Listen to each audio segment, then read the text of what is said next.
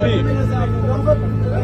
انہوں نے 12 پتھر گراؤنڈ سیالکوٹ سے گرفتار کیا ہے. اس پرزنر وین میں ہمیں انہوں نے ڈالا ہے اور یہ سمجھ لیا ہے کہ کپتان کے لیے جو ہمارے دل میں محبت ہے, جنون ہے, جذبہ ہے, اس کو اس پرزنر وین یا جیل میں ڈال کر یہ قید کر لیں گے. کان کھول کر سن لو, جیل میں ڈالو, باہر نکلیں گے, پھر حقیقی آزادی کی تحریک چلائیں گے, پھر جلسہ کریں گے.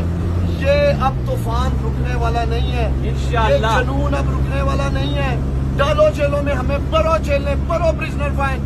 ہم عمران خان کے ساتھ کھڑے ہیں, ڈٹ کے کھڑے ہیں.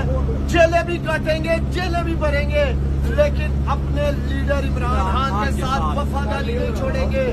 اور سن لو کان کھول کے, انشاءاللہ تعالیٰ باہر نکل کے جیل میں ہم پھر جلسہ کریں گے سیالکوٹ میں. پھر ہمارا لیڈر عمران خان آئے گا سیالکوٹ میں, اور انشاءاللہ تعالیٰ اس امپورٹڈ حکومت کو, ان امریکہ کے پپٹس کو انشاءاللہ تعالیٰ اپنے لیڈر عمران خان کی قیادت میں ہمیشہ ہمیشہ کے لیے دفن کریں گے. انشاءاللہ آئیں گے. 70 سال پرانا کیس کا فیصلہ دے دیا.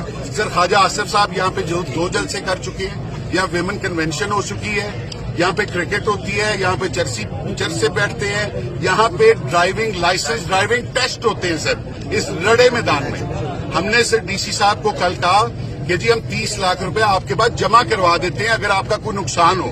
ویسے تو وہاں گھاس بھی نہیں ہے, وہاں سے تو وہاں گھاس بھی, نقصان کیا ہونا ہے. He told us very clearly کہ جی آپ کا جلسہ کلیئر ہے, آپ بس 2 درخواستیں اپنے مائنورٹی سے ہمیں دلوا دیں, آپ جا کے اپنا جلسہ کریں. سر ہمارے کنٹینر لگے, لائٹیں لگی, ساؤنڈ لگے. رات کو میں نے آپ کو پکچرز بھیجی ہوئی ہیں, دیکھیں ہزاروں کی تعداد میں سر آج رات کو وہاں دنیا آتی. اینڈ دے ویٹڈ کہ صبح کا انہوں نے ویٹ کیا کہ جب وی ور ایٹ دی تھنسٹ, جب ہم 300-400 رہ گئے, انہوں نے ہم پہ دھاوا بول دیا.